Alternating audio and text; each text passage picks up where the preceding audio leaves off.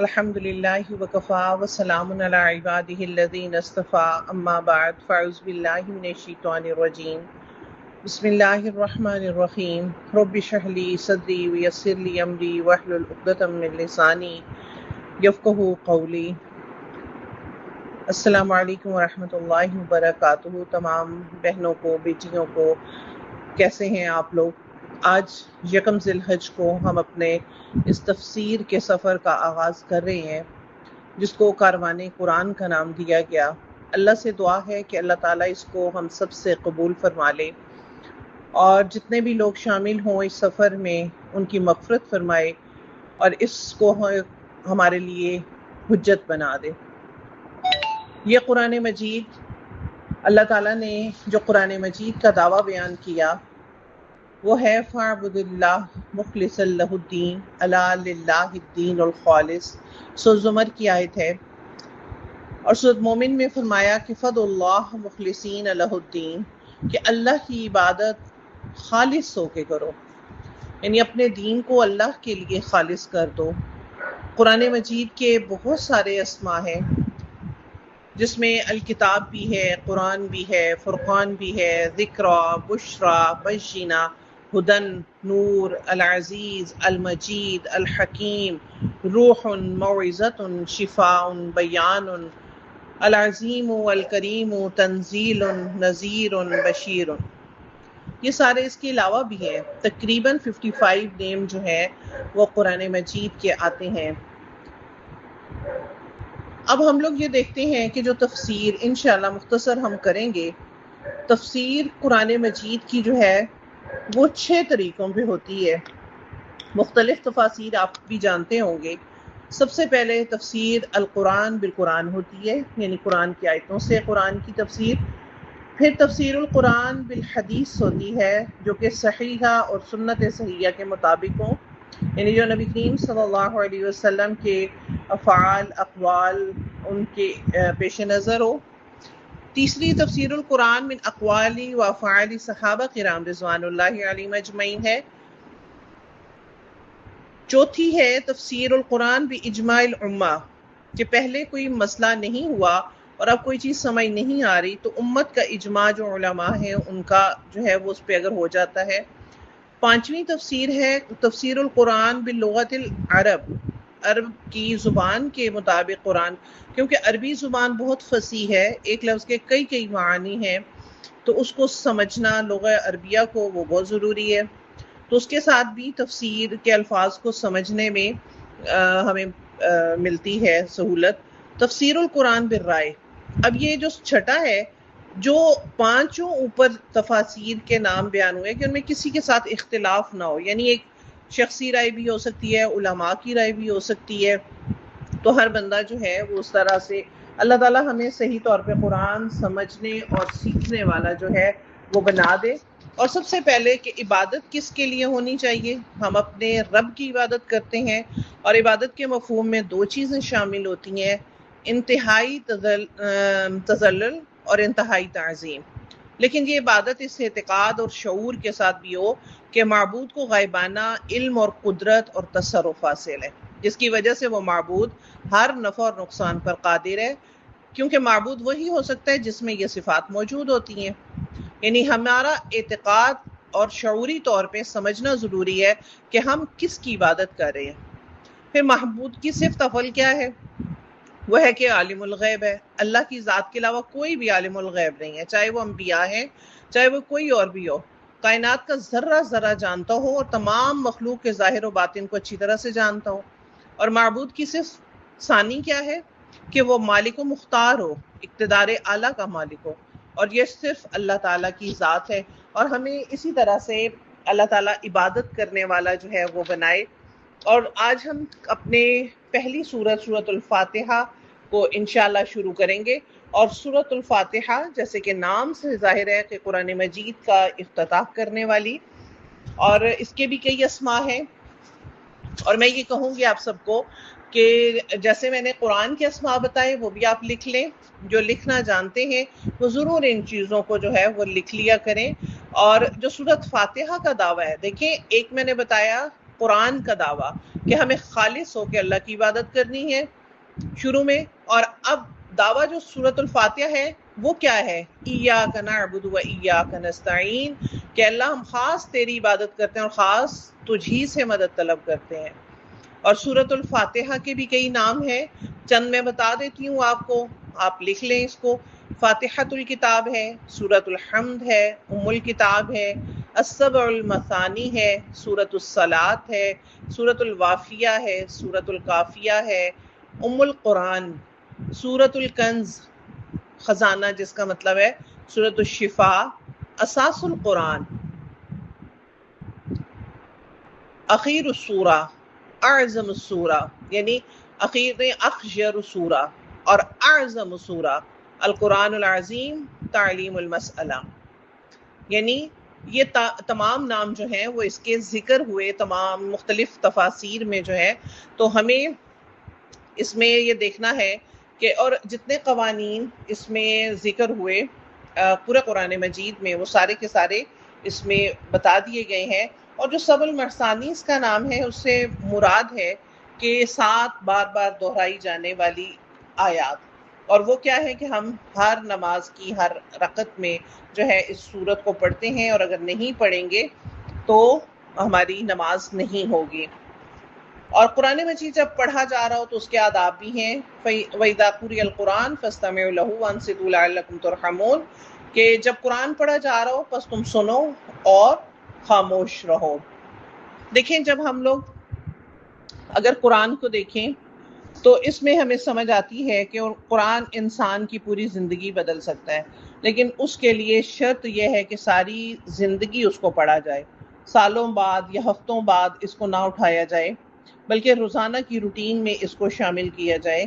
اور روزانہ کی روٹین میں جیسے کہ ہم تھراپسٹ کے پاس جاتے ہیں تو وہ ہمیں سیشن بتاتا ہے کہ اتنے سیشن لگائیں گے تو آپ ٹھیک ہو جائیں گے جو بھی مسئلہ ہے. اور جب ایک انسان ہمیں چند سیشن میں مطمئن کر سکتا ہے تو یہ کیسے ممکن نہیں کہ اللہ تعالیٰ کے پاس جب ہم جائیں گے، جب اللہ کو ہم وقت دیں گے تو اللہ تعالیٰ بھی ہمارے ساتھ اچھا کرے گا. ٹھیک ہے نا؟ تو اتنا اللہ تعالیٰ سے اور اللہ سے محبت کرنے لگے گا. اور یعنی سیشن دینے سے مراد یہی ہے کہ ٹائم دینا اپنے رب کو اس علم کو سیکھنے کے لیے. اور قرآن نہ صرف ہمارے حالات بدلتا ہے بلکہ یہ ہمارے یعنی اندر کی ایک ایک چیز کو بدل دے گا، ہمارے ارد گرد کو بدل دے گا.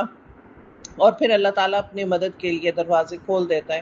اللہ تعالیٰ خود قرآن مجید میں فرماتے ہیں اللہ یجتبی الیہ من یشاء ویہدی الیہ من ینیب، کہ اللہ چن لیتا ہے جسے چاہتا ہے اپنے لیے اور ہدایت دیتا ہے جو اس کی طرف رجوع کرتا ہے، جو اس کی طرف فکر کرتا ہے. اور سورہ قصص میں بھی اللہ تعالیٰ نے فرمایا کہ جس اللہ نے آپ پر قرآن نازل فرمایا ہے وہ آپ کو ایک اچھے انجام تک پہنچا کرے گا. یہ کبھی ممکن نہیں ہے کہ ہم نقصان کا سودا کریں. اگر ہم لوگ اپنے رب کی طرف رخ موڑتے ہیں تو اللہ تعالیٰ ہمیشہ جو ہے وہ ہمیں انشاءاللہ سیدھے راستے کی ہدایت بھی دے گا اور ہمیں فطرت کی طرف موڑ دے گا، کیونکہ انسان کی فطرت میں ہے کہ اللہ تعالیٰ کی طرف رجوع کرنا. اب ہم اس کا ترجمہ پڑھتے ہیں اور پھر اس کو تھوڑا سا دیکھیں گے کہ اس کے کتنے حصے ہیں اور اس میں کیا کیا کہا گیا ہے. بسم اللہ الرحمن الرحیم، شروع اللہ کے نام سے جو بڑا مہربان نہایت رحم کرنے والا ہے. الحمدللہ، تمام تعریفیں اللہ تعالیٰ کے لیے ہیں. رب العالمین، جو جہانوں کا رب ہے، جتنے بھی عالم ہیں ان کا رب ہے. الرحمن الرحیم، جو رحمان بھی ہے اور رحم کرنے والا بھی ہے. مالک یوم الدین، قیامت کے دن کا مالک ہے. ایاک نعبد، ہم خاص تیری عبادت کرتے ہیں. وایاک نستعین، اور خاص تجھی سے مدد طلب کرتے ہیں. اہدنا الصراط المستقیم، تو ہمیں سیدھا راستہ دکھا.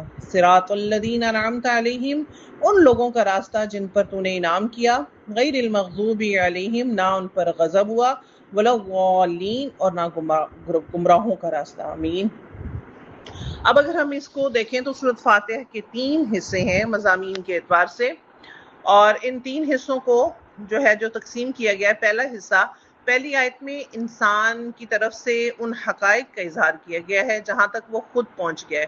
یہ 3 آیتیں مل کر ایک جملہ بھی بناتی ہیں کہ الحمدللہ رب العالمین، اس میں اللہ کی حمد و ثنا ہے، الرحمن الرحیم، مالک یوم الدین، اور اس میں اللہ تعالیٰ نے کے نام کے ساتھ دونوں صفاتی نام یعنی الرحمن اور الرحیم جو ہے وہ آیا ہے۔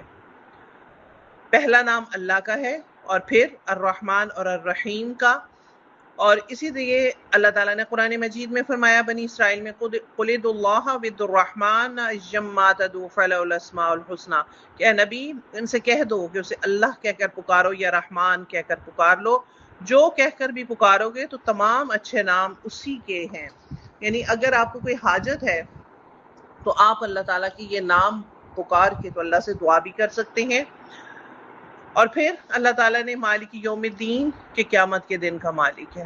وہ کون سا دن ہے جس کے اعمال کے لیے اللہ تعالیٰ نے ہمیں یہ زندگی دی، یہ چھوٹی سی زندگی ہے، اور قرآن مجید میں بارہا اللہ تعالیٰ نے بتایا کہ جب اللہ پوچھے گا کہ تم کتنے دن وہاں پہ رہ کے آئے تو ہم لوگ جو ہیں کہیں گے کہ چند دن یا چند ایک دن کا کچھ حصہ۔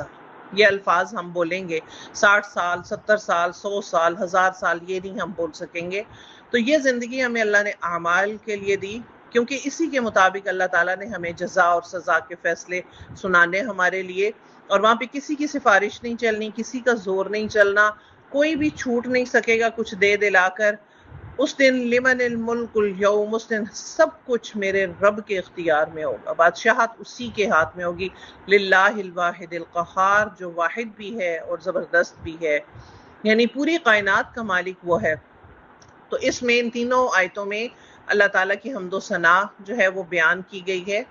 دوسرا حصہ جو ہے وہ ایک آیت پر مشتمل ہے جو ہر اعتبار سے سورت کا مرکزی حصہ ہے، ایاک نعبد و ایاک نستعین کہ اللہ ہم تیری بندگی کرتے ہیں اور تجھی سے مدد طلب کرتے ہیں۔ یعنی کیا میں یہ بندگی کا تقاضا پورا کر رہا ہوں، یہ سوچنا ہے، اور اس بندگی کے تقاضے کو پورا کرنا اتنا آسان نہیں ہے کہ جو ہم اللہ سے عہد کر رہے ہیں کیا ہم خود کر سکتے ہیں۔ تو اس لیے اللہ تعالیٰ سے مدد بھی جانی چاہیے کہ اللہ تعالیٰ تو اس میں ہماری مدد فرما، اور دعائیں بھی ہمیں نبی کریم صلی اللہ علیہ وسلم نے سکھائیں، اور ایک دعا ہے رب اعنی علی ذکرک و شکرک و حسن عبادتک کہ میرے رب میری مدد فرما، میں تجھے یاد رکھ سکوں، تیرا شکر ادا کر سکوں، تیری بندگی اچھے طریقے سے کر سکوں، تیری مدد کے بغیر میں یہ نہیں کر سکوں گا۔ یعنی ہم اللہ تعالیٰ کے سامنے عاجزی دکھائیں کہ اللہ مجھے اس راستے پہ چلنے کی توفیق عطا فرما تاکہ میں تیری عبادت کر سکوں اور تجھی سے مدد طلب کر سکوں۔ یعنی ہم ایک بہت بڑا دعویٰ کرتے ہیں کہ ہم تیری ہی عبادت کرتے ہیں اور تجھی سے مدد طلب کرتے ہیں، تو کیا ہم اس کے اوپر پورا اتر رہے ہیں؟ ہمارا سارا دار و مدار تو اور توکل جو ہے وہ ہمارا رب پہ ہونا چاہیے کہ ہم اس کی مدد کے بغیر کچھ بھی نہیں کر سکتے۔ اور ہم لوگ جو ہے اس کی اللہ تعالیٰ جو ہے وہ اس کا تیسرا حصہ اس میں 3 آیات پر وہ مشتمل ہے، اور ایک وہ جملہ بنتا ہے۔ اللہ تعالیٰ نے یہاں پہ بہت پیاری دعا ہمیں سکھائی، اہدنا الصراط المستقیم کہ اے رب ہمیں سیدھا راستہ دکھا، اور پھر راستہ کن لوگوں کا؟ جن پر تیرا انعام ہوا، نہ ان پر غضب ہوا اور نہ وہ گمراہ ہوئے۔ یعنی اہدی امر کا صیغہ لا کے کہ تو دکھا ہمیں راستہ، ہم خود نہیں چل سکتے۔ ایک چیز ہوتی ہے کہ جب ہم کہیں پہ جاتے ہیں، اب ہدایت کیا چیز ہوتی ہے کہ اگر ہم کسی سے پوچھتے ہیں فلاں جگہ کہاں پہ ہے تو وہ ہمیں زبان سے سمجھا دیتا ہے، یہاں سے جائیں گے دائیں مڑ جائیں گے، وہاں جائیں گے، وہاں سے آپ کو وہ چیز مل جائے گی۔ اور کچھ لوگ ہیں ان سے آپ راستہ پوچھتے ہیں، وہ آپ کے ساتھ چل پڑتے ہیں، آپ کا ہاتھ تھام کے اور اس جگہ تک پہنچا دیتے ہیں۔ تو اہدی اسی معنوں میں آتا ہے کہ اللہ تو ہمیں ہدایت دے۔ تو ہدایت کیسی ہے کہ اللہ تعالیٰ ہمارا ہاتھ پکڑ کے تو اس راستے پہ چلائے جیسے بچوں کو لے کر آتے ہیں، اور اسی لیے سیدھے راستے کی ہدایت کی دعا یہ سارے اس میں مفہوم شامل ہو جاتے ہیں کہ اللہ تعالیٰ تو ہمارے لیے جو ہمارے سینے کھول دے اس قرآن کے لیے۔ آپ سب دعا کریں کہ اللہ تعالیٰ ہم سب کے سینے اس قرآن کے لیے کھول دے، اور جو ہم لوگوں نے سفر شروع کیا ہے قرآن مجید کا اسے ہمارے دلوں کو منور فرما دے، اور اس کے ذریعے ہماری ہدایت کا اس کو ذریعہ بنا دے، اور یہ جو نور ہے اس سے ہمارے ارد گرد کو بھی روشن کر دے۔ اور ایک دعا بھی ہے نا، اللہم نور قلوبنا بالایمان واشرح صدورنا للاسلام کہ اللہ ہمارے دلوں کو ایمان کی روشنی سے منور کر دے، ہمارے سینوں کو اسلام کے لیے کھول دے، یعنی ہمارا شرح صدر فرما دے اور ہمیں سیدھے راستے کے اوپر چلا دے۔ یعنی صراط مستقیم ہمارے لیے بہت ضروری ہے۔ اور جو جن سے روکا گیا کہ اللہ تعالیٰ مغضوب لوگوں کا اور جو گمراہ لوگ ہیں ان کا راستہ نہ دکھائے، تو ان میں یہود و نصارہ شامل ہیں۔ اور جو منعم علیہم ہیں، جو جن پہ انعام ہوا ہے، اس کا سورۃ نساء میں تذکرہ ہے کہ 4 گروہ ہیں۔ وہ کون کون سے ہیں؟ من النبیین والصدیقین والشہداء والصالحین وحسن اولئک رفیقا، کہ نبی ہیں، صدیقین ہیں، شہداء ہیں، صالحین ہیں۔ اللہ تعالیٰ ہم سب کو اس راستے پہ، ان کے راستے پہ چلنے والا بنائے، ان کے راستہ، اور ایسے لوگوں میں سے نہ بنائے جن پہ اللہ کی ناراضگی ہوئی، جو کہ بھٹک گئے اپنے راستوں سے۔ یہود جو ہیں انہوں نے اپنی شریعت کو تبدیل کر دیا، تکبر، نفس اور تکبر کی وجہ سے غلط راستوں پہ چل پڑے۔ اور نصارہ جو ہیں وہ ضالین میں شامل ہو گئے، انہوں نے اتنی مبالغہ آرائی کی اور نبی کریم صلی اللہ علیہ وسلم کے ساتھ بغض میں حضرت عیسیٰ علیہ السلام کو اللہ کا بیٹا بنا دیا، یعنی ان کے ساتھ غلو کیا۔ تو یہ جو چیز ہے، محبت میں بھی نہیں بڑھ جانا، غلو کسی چیز میں بھی جائز جو ہے وہ نہیں ہے۔ اور ایک آخر میں حدیث قدسی کا تذکرہ کروں گی کہ پیارے نبی صلی اللہ علیہ وسلم نے سورۃ الفاتحہ کو ایک تو نام دیا الصلاۃ کا، اور یہ مسلم شریف کی روایت ہے، حضرت ابو ہریرہ کی بھی راوی ہیں، اور بیان کرتے ہیں کہ نبی کریم صلی اللہ علیہ وسلم نے ارشاد فرمایا، میں نے نماز کو اپنے اور اپنے بندے کے درمیان 2 برابر حصوں میں تقسیم کر دیا، اس کا نصف حصہ میرے لیے اور نصف حصہ میرے بندے کے لیے ہے، اور میرے بندے کو وہ عطا کیا گیا جو اس نے طلب کیا۔ جب بندہ کہتا ہے الحمدللہ رب العالمین، تو اللہ فرماتا ہے میرے بندے نے میری حمد کی، میرا شکر ادا کیا۔ جب بندہ کہتا ہے الرحمن الرحیم، تو اللہ فرماتا ہے کہ میرے بندے نے میری ثنا کی۔ جب بندہ کہتا ہے مالک یوم الدین، تو اللہ فرماتا ہے کہ میرے بندے نے میری بزرگی اور بڑائی بیان کی۔ اور ایک مرتبہ آپ صلی اللہ علیہ وسلم نے یہ بھی فرمایا کہ میرے بندے نے اپنے آپ کو میرے سپرد کر دیا، یعنی گویا یہ پہلا حصہ کل کا کل اللہ کے لیے ہے۔ پھر جب بندہ کہتا ہے ایاک نعبد و ایاک نستعین، تو اللہ تعالیٰ فرماتا ہے یہ حصہ میرے اور میرے بندے کے مابین مشترک ہے، اور میں نے اپنے بندے کو بخشا جو اس نے مانگا۔ گویا یہ حصہ ایک قول اور قرار ہے، ایک پکا وعدہ ہے۔ اسے میں نے کہا کہ یہ اللہ اور بندے کے درمیان ہینڈ شیک ہے۔ جب بندہ کہتا ہے اہدنا الصراط المستقیم صراط الذین انعمت علیہم غیر المغضوب علیہم ولا الضالین، تو اللہ فرماتا ہے یہ حصہ کل کا کل میرے بندے کے لیے ہے، اور میرے بندے نے جو کچھ مجھ سے طلب کیا میں نے اسے بخش دیا۔ یعنی یہ حدیث قدسی ہے جو نبی کریم صلی اللہ علیہ وسلم نے بیان کی، اور اس حدیث کی روح سے سورۃ فاتحہ کے 3 حصے ہیں۔ پہلا حصہ کلیتاً اللہ کے لیے ہے، اور آخری حصہ کلیتاً یعنی مکمل طور پہ بندے کے لیے، جبکہ جو درمیانی حصہ ہے، جو مرکزی ایک مضمون ہے ایاک نعبد و ایاک نستعین، اور بندے اور اللہ کے درمیان قول اور قرار ہے، یعنی نصف اللہ کا ہے اور نصف بندے کا ہے۔ تو ایک بات ہمیں یہ جان لینی چاہیے کہ سورۃ الفاتحہ جو ہے اس کو ہم نے، اس میں سارے مضامین آگے جو آگے ہم قرآن مجید میں پڑھیں گے انشاءاللہ، یہاں ہدایت مانگی ہے اللہ نے میرے اور آپ کے سامنے 30 پارے کھول کے بتا دیے کہ ان میں تمہیں ہدایت جو ہے وہ ملے گی۔ بسم اللہ الرحمن الرحیم جو ہے وہ سورۃ الفاتحہ کا حصہ نہیں ہے، کیونکہ ہر سورت کے شروع میں بسم اللہ جو ہے وہ پڑھی جاتی ہے، اور اس کے آخر میں آمین کہنا بھی سنت ہے۔ آمین کے معنی ہے اللہ ایسا ہی ہو، یعنی جس طریقے سے یہ دعا میں نے مانگی اللہ اس کو قبول فرمائے۔ تو یہ دعا کے اختتام پر آمین کہنا، بندہ گویا اللہ تعالیٰ سے عرض کرتا ہے کہ اے میرے رب، میں نے یہ عرض پیش کر دی ہے، اب تو اس کو قبولیت کا درجہ دے دے۔ امید کرتی ہوں کہ آپ سب کو سورۃ فاتحہ کی سمجھ آ چکی ہوگی۔ کچھ اگر سمجھ نہیں آیا تو آپ لوگ جو ہے وہ پوچھ بھی سکتے ہیں، سوال بھی کر سکتے ہیں، اور ذی الحج کے یہ جو دن ہیں ان کے بارے میں انشاءاللہ ایک علیحدہ سے ٹاپک اس کو میں سینڈ کروں گی آپ سب کو، انشاءاللہ اللہ تعالیٰ توفیق عطا فرمائے۔ اور جو جیسے میں نے شروع میں کہا کہ جتنے لوگ جو لکھ سکتے ہیں، جو چیزیں آپ کو اچھی لگتی ہیں مختصر طور پہ اس کو ضرور لکھیں، اپنے لیے ایک تیار کریں ایسی چیز کہ ہم نے یہ چیز سیکھی ہے، جو باتیں اس میں بتائی گئیں، تاکہ ہمیں یہ تفسیر یاد بھی رہے۔ اور کوئی غلطی ہو گئی ہو تو اللہ تعالیٰ ہم سب کو معاف فرمائے۔ بارک اللہ لی ولکم فی القرآن العظیم ونفعنی وإیاکم بالآیات والذکر الحکیم۔ السلام علیکم ورحمۃ اللہ وبرکاتہ۔